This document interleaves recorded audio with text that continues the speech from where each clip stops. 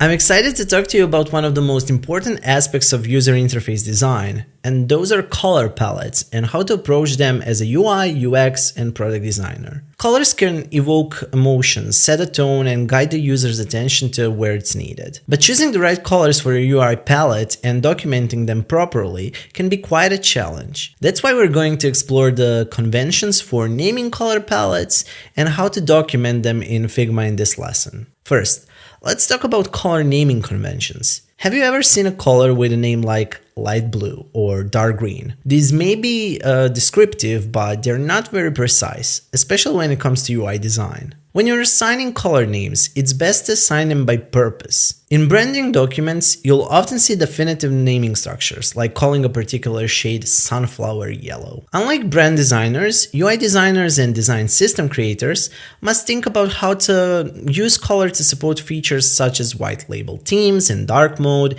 and defining pseudo states and interactive controls. Our naming system should always be sympathetic to the brand, but not limited to the name that the brand style guide creates for us. This leads me to a couple of approaches: semantic naming based on the purpose, and contextual naming that defines a color for a specific type of a component. If you're planning to use or add a dark mode, contextual naming might make more sense. Semantic naming is the most common choice for designers in Figma.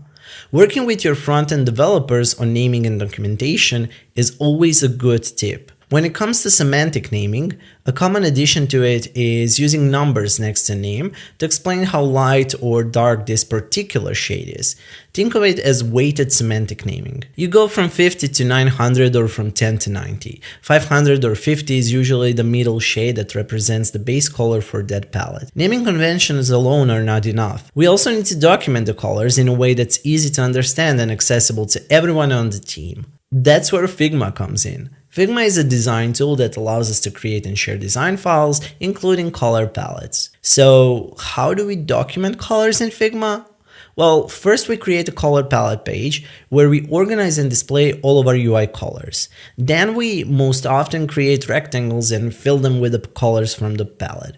We can also add the color name, hex code, and any notes about the usage of each color. By doing this, we create a comprehensive reference guide that's easy to use for any designer or developer who works on the project. But the benefits of documenting color palettes go beyond just the ease of use. When we document our colors, we create consistency across all of our designs.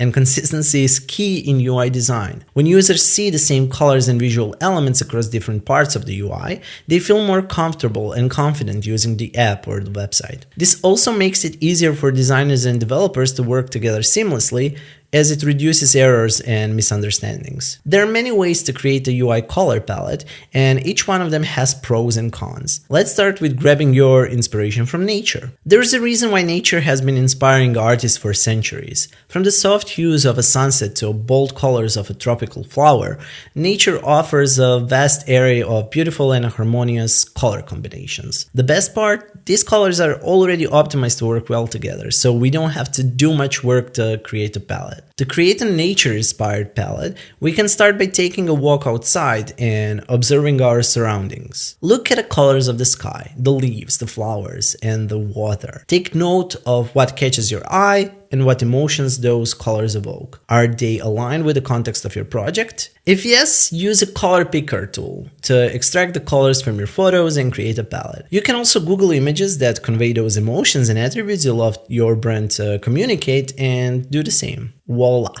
You now have a beautiful nature-inspired color palette that you can use as a starting point. You can also get inspired by many online palette generators. As I already mentioned, all of those will require tweaking for UI design needs. Another approach I recommend if you're a beginner is to look at what others are doing and putting your spin on it. There's no shame in borrowing inspiration from other designers. In fact, it's a time-honored tradition in the design world.